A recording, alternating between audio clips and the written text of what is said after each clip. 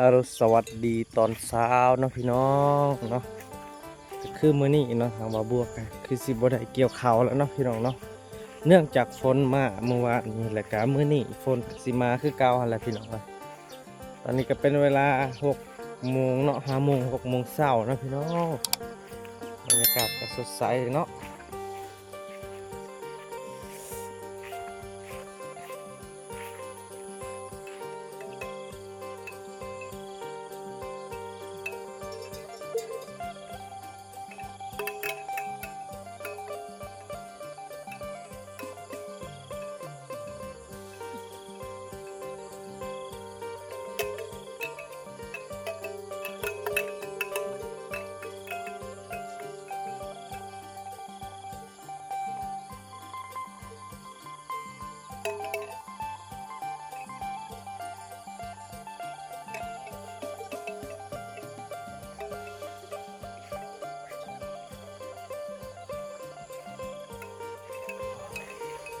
พี่น้องเนาะบ่าวบัวก็เอาหูกินหญ้าเนาะพี่น้อง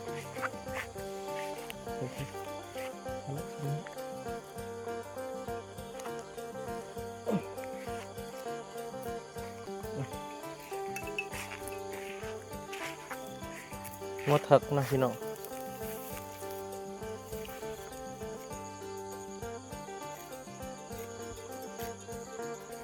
ยากอันนี้เนาะข้าวโอ้เปียกเบิดข้าวเพื่อนพี่น้องเลยเนื่องจากคนมาเมื่อวานนี้เนาะอุ้ยเรียบร้อย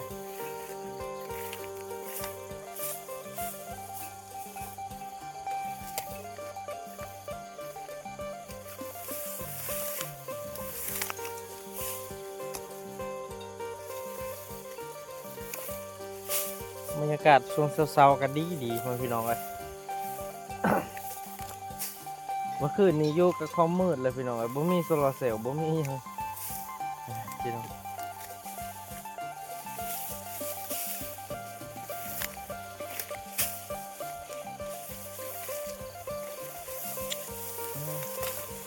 หมักแห้งครับ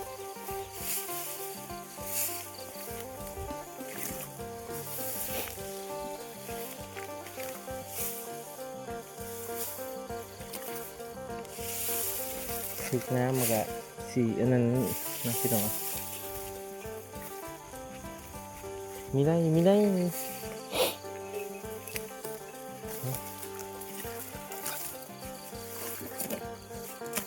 มักกินหญ้าพี่น้องงดเถิกนะพี่น้องเนาะ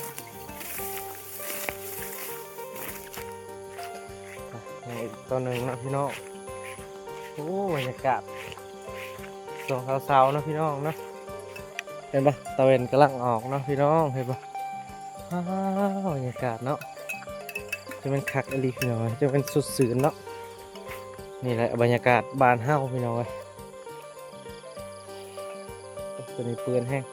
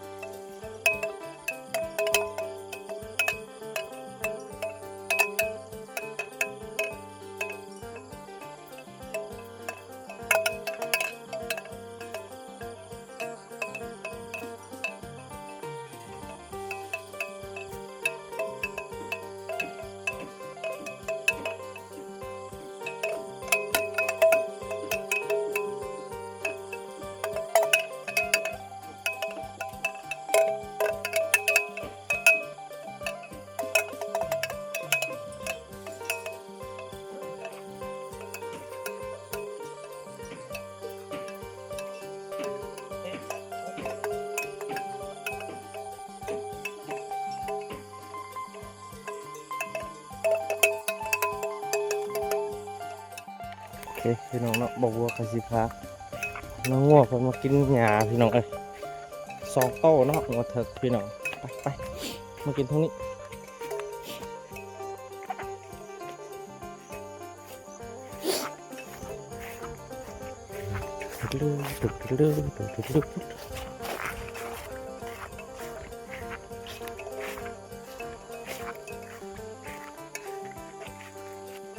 กินหญ้าแต่ละชนิด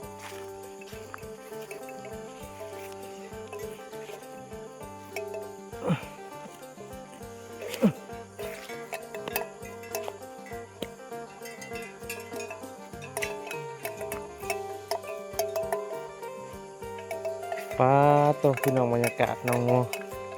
กินหญ้าตอนเช้าๆเนาะพี่น้อง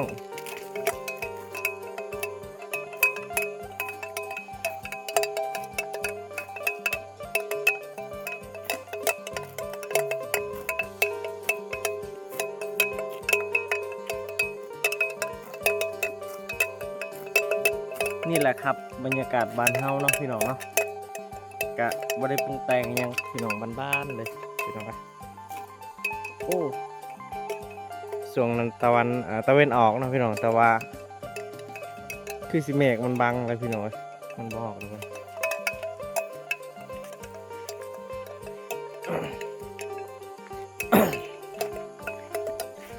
ตำทงไห้ทงหน้านะพี่น้องตอนเช้าๆก็ดีบรรยากาศนะพี่น้องเนาะมื้อนี้มาบวกกับสีทาเบิ่งก่อนว่าฝนสิตกบอกกันว่าฝนยังสิตกบ่ได้เกี่ยวนะพี่น้องมื้อนี้ก็ได้เมื่อวานนี่ก็เกี่ยวไปแล้วเนาะ2-3 ให้พี่น้องแต่ว่าเมื่อฝนมากพี่น้องก็เลยบ่ได้เกี่ยวคือเก่าหั่นแหละพี่น้อง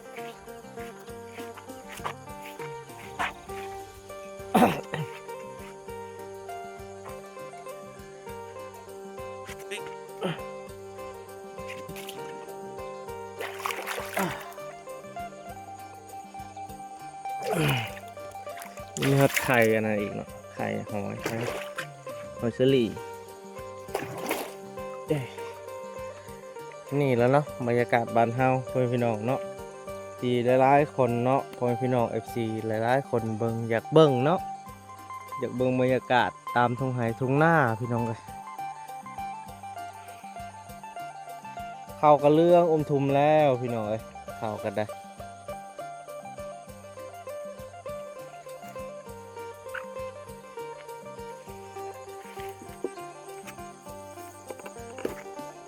ไป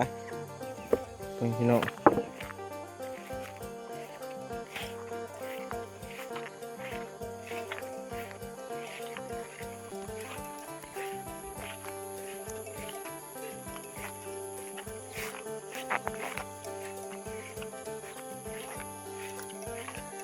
ตัวนี้แห้งงามอีกพันตัวนี้เราเป็น1,011ตัวพี่น้องเนาะเขาว่า1,011เนาะเป็นปะงามบ่พี่น้อง1,011นี่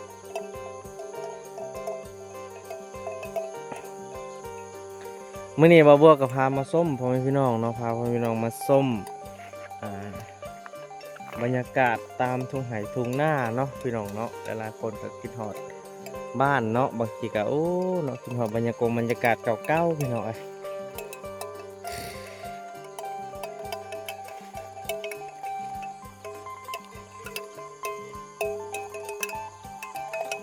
บ่าวบัวเฮ็ดได้2 ธงนะพี่น้องเนาะต้นธงตัวนั้นพูนตกเขียวหันแม่นเอิ้นว่าวานเอาเนาะพี่น้องเนาะบ่ได้ดำเนาะตัวนั้นวานเอาแต่ว่าให้ใหญ่เลยพี่น้องให้ตัวนั้นใหญ่แฮงพี่น้อง10 ให้เนาะแต่ว่าบ่าวบัวเฮ็ดบ่เบิดเนาะ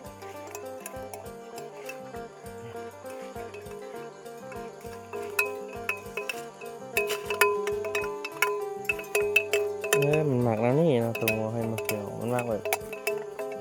หญ้าเขียวๆมันมากจริงแต่ว่าให้ตัวนี้ละงามพี่น้องเพราะว่ามันมีฝุ่นเนาะมีฝุ่นหลายเนาะ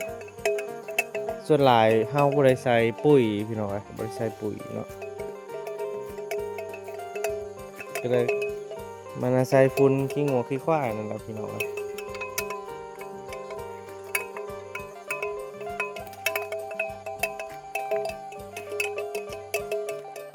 นะพี่น้องคือเฮาก็สิไล่งัวลงไปผูกอยู่พุ่นอยู่ลุมพุ่นพี่น้องแซ่บฮะไป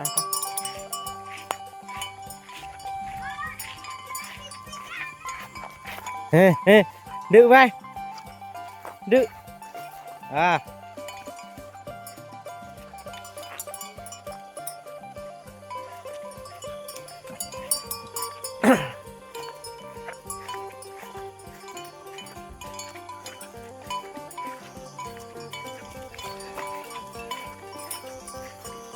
พาชมบรรยากาศตอนเช้าๆนะพี่น้องวันนี้ก็ได้พาชมบรรยากาศแบบเลี้ยงวัวเลี้ยงควายนะพี่น้องหลังจากที่บ่บวกบ่ได้ออกไปเลี้ยงวัวเลี้ยงควายเนาะสมัยยังน้อยๆบ่บัวเลี้ยงวัวเลี้ยงควายได้พี่น้องแต่ว่าพอเฮาใหญ่มาแล้วก็มันก็ได้เลี้ยงเนาะพี่น้องเนาะ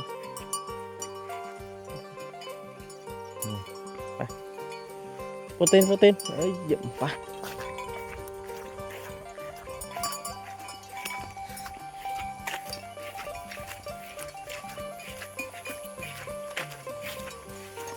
ฟังหญ้าลายแถวๆนี้หน้าพี่น้องหญ้าลายขนาดเฮ็ดดึงไป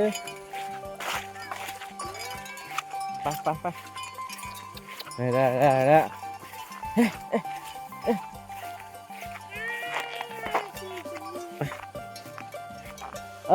chơi đựng kìa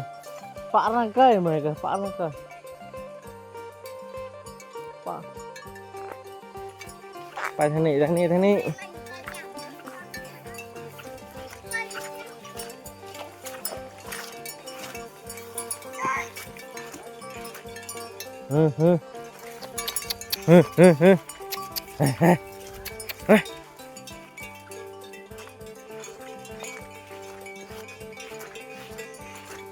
มื้อนี้บ่บัวสิพาพี่น้องมายามโต่งเนาะพี่น้องเนาะหรือว่ากับดักป่าพี่น้องว่ามันกับดักโต่งเนาะเขา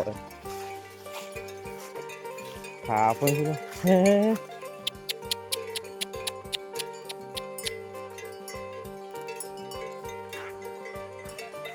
จะเริ่มไปไก่ปะระนาในดอนกัน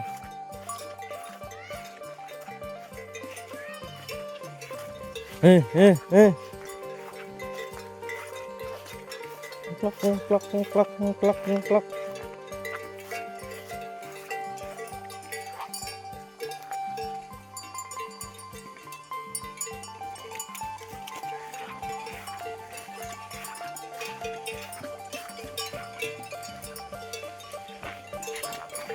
ไป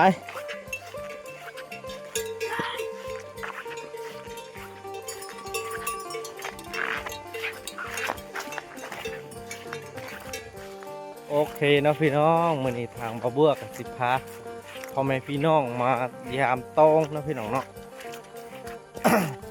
เพราะว่ามันสิถึกว่าเมื่อคืนนี่ก็ฝนตกพี่น้องเนาะเมื่อวานนี้ก็ตกพี่น้องแต่ว่ายามน้ำมันบ่ได้ไหลเนาะแต่ว่าน้ำมันไหลก็สิได้พี่น้องก็ได้ไปนำลานเนาะ2 คนพี่น้อง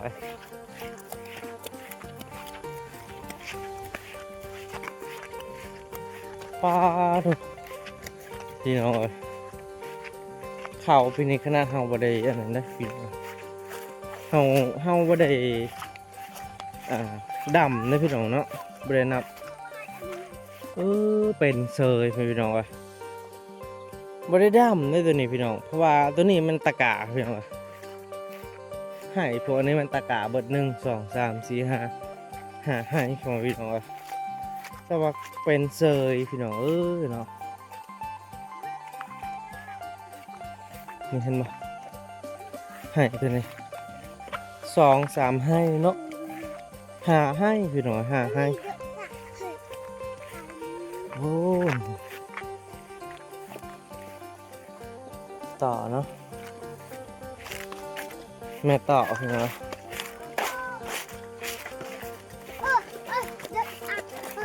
อันนี้ก็คือน้องสะพี่น้องน้องสะเนาะแต่ว่าบ่บัวเลี้ยงปลาเนี่ยประมาณ40-50 ถุงเนาะแต่ว่าบ่เห็นบ่ได้กินพี่น้อง ช่วงนั้นเนาะเป็นช่วงที่แบบฝนมาแห้งพอพี่น้องช่วงนั้นฝนตกแห้งก็เลยน้ำมันเรือพี่น้องน้ำมันไปนี่เลยพี่น้องนี่มันออกทางนี้เนาะช่วงนั้นตกแค่ตกหวานเนาะพี่น้องทางนี้เลยออกทางนี้ต่อน้ำป่าเบิดพี่น้อง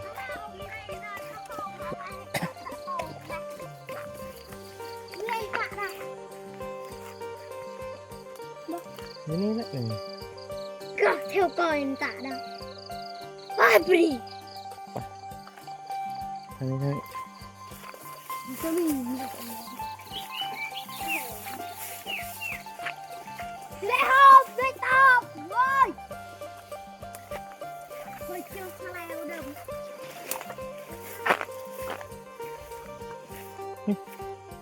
กระปู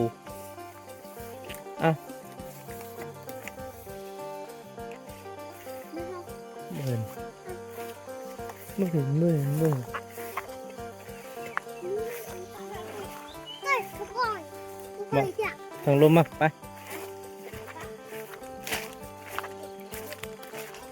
มายามโต้งให้พี่น้องมันก็ได้มายามโต้ง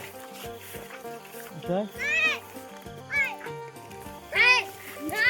เต้นตะดำก่อนใส่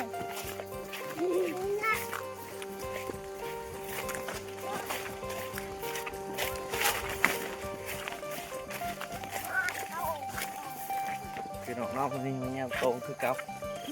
คือว่า กินอยู่น้อยเต็มค่ะคอเรียง น้อง นี่ดูเรียงจนเต็ม โอ้พี่น้องมายามโต้งน้องมันก็ได้เอาออกไปเลยว้ากระปูได้กินกระปูวะพี่น้องมันนี่มาที่นี่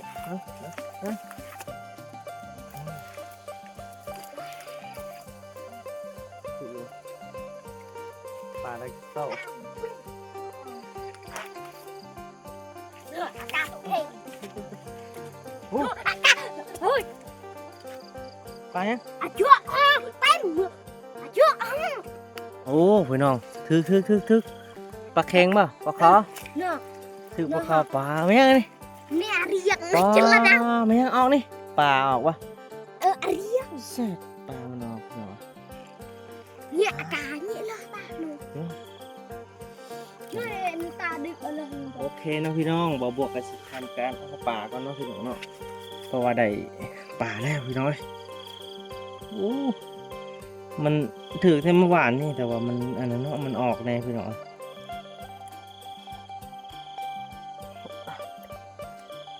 เห็นดูบ่เห็นเนาะโอ้พี่น้องมันมานี่พี่น้องเอ้ยสีสันจังดังนี่เนาะ อาชั่วเต็มหนูทำให้ตะวันปุนีนวลหน่อยตาจริงหนู ถึกอยู่พี่น้องถึกอยู่พอได้กินอยู่ได้พี่น้องมื้อนี้ก็ได้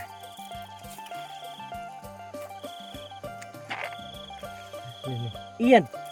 ฮะ มีเอียนน้ เฮ้ย ำ ฮ่าฮ่ามันคือเก้าพ่อพี่น้องมื้อนี้ใส่กล่องนี่ทั้งนี้กล่อง เนื่อยจะอันนี้เนาะ มันพ่อพี่น้องมื้อนี้มันคือเก้าเด้อมันคือเก้าพ่อพี่น้องเอาที่ถือ ที่ลงเงยจนออกเอาไปตักไปที่ลงมวยปะเจบันนะเนี่ยว่าตาระบาหน่อยเลยป้าตักทานที่นี่ตักทาน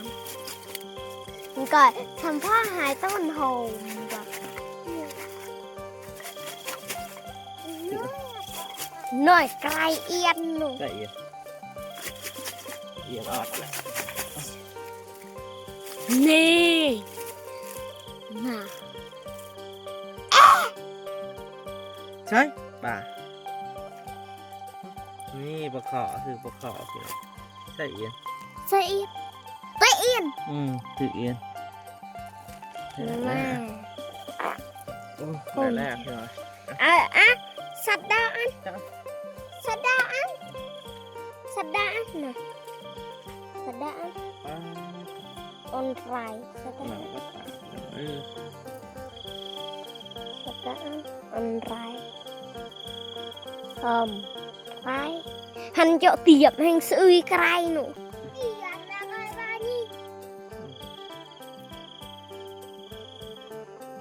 có cả nhẹ lọt tắm nói nụ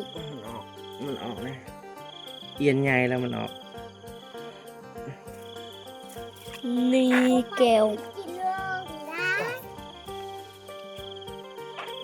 เห็นไหม nè กด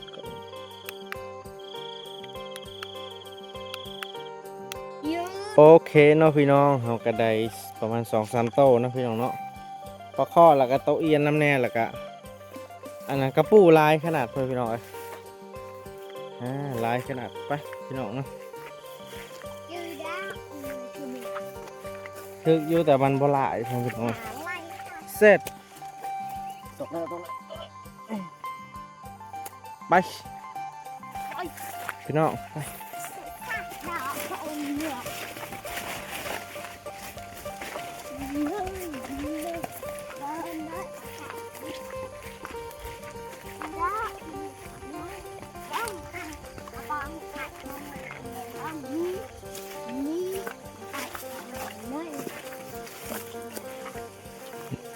ทางนี้เข้าไปป่ามันออกทางนี้เนาะพวกปกครองปกขอพี่น้องมันลงทางนี้เดี๋ยวกระทึก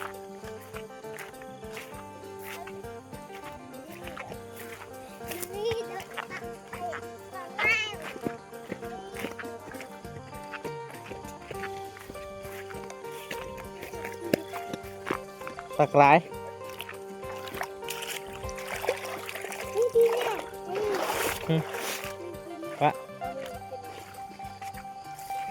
ป้าบรรยากาศช่วงสาวๆนะพี่น้องบรรยากาศดีดีเนาะบ้านบาร์เจ้าฮะ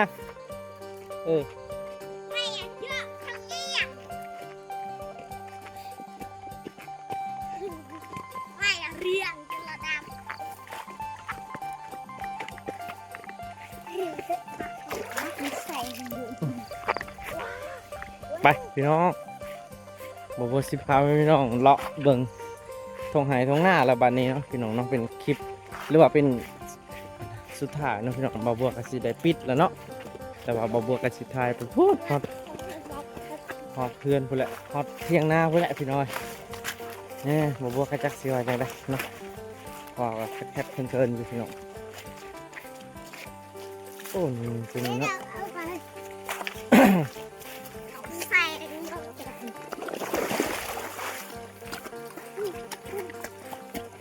พ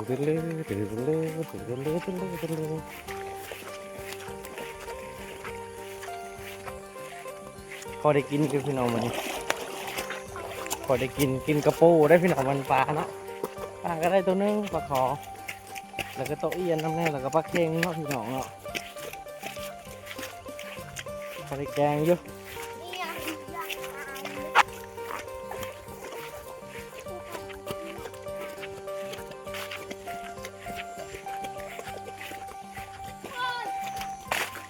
แดดสิมาบ่พี่น้องมันนี่ก็ได้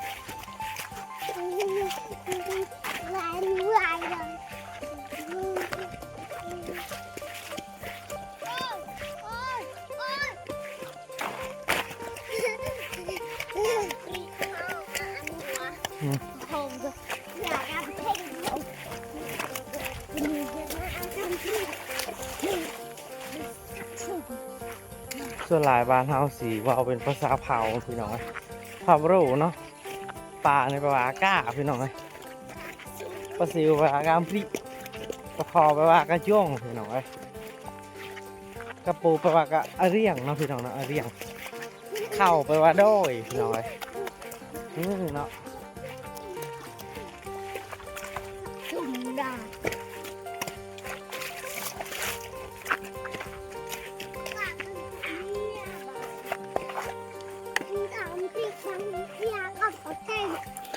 ปีนี้แหละบ่ได้กินข้าวอ่ะบ่ได้กินป่านะพี่น้องปลาคอนเนาะสิปลาที่แบบน้ำมันแห้งอยู่ในทงหน้าพี่น้อง ต่อไปนี้บ่มีเนาะพี่กายนี่ว้าบักลายๆนี่ปลาเค็งนี่เอาเป็นคุปุนพี่น้องทำลายขนาดอันนี้เขาเอาเนาะ1,011เนาะปีนี้บ่เอา1,011ยังไม่ได้สุกยังเคี้ยวอยู่พี่น้องตัวนี้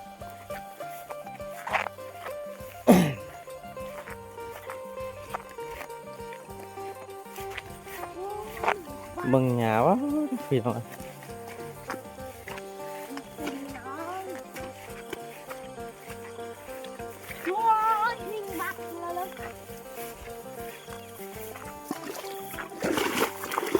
จนใกล้ที่สุกแล้วเนาะเขาเอิ้นว่าข้าวๆนะพี่น้องเนาะข้าวบ้านเขาเอิ้นว่าดอยเกลาะพี่น้องนี่แต่ว่าตัวเคี้ยวมันเป็น1,011เนาะ1,011หรือว่า1,012อะไรพี่น้องเนาะ1,004เดือนง่ายๆซะตัวนี้คือ3เดือนเนาะ3เดือนครึ่ง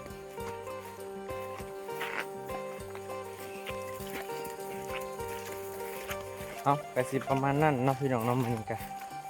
โอ้ตัวโนก็หลายขนาดพอพี่น้องแต่ว่าเราบ่มีกับดักเนาะ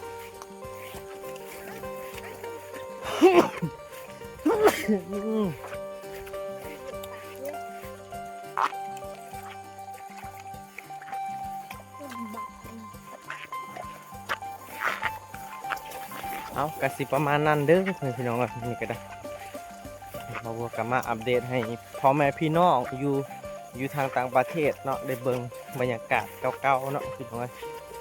เพื่อให้มีความสุขพ่อแม่พี่น้องก็โอเคเนาะพี่น้องสำหรับคลิปนี้ทางบ่าวบัวก็สิได้ปิดคลิปไว้เพียงเท่านี้ก่อนพี่น้องเนาะก่อนอื่นก็อย่าลืมฝากกดไลค์กดติดตามให้บ่าวบัวเด้อพี่น้องเป็นกำลังใจให้บ่าวบัวเฮ็ดคลิปต่อๆไปแหละก็เป็นกำลังใจให้บ่าวบัวเกี่ยวเข่าแรกก่อนนะพี่น้องเนาะเอาสำหรับคลิปนี้บ่าวบัวก็สิขอกล่าวคำว่าสบายดีเด้อพี่น้องพี่น้องบ๊ายบายพี่น้อง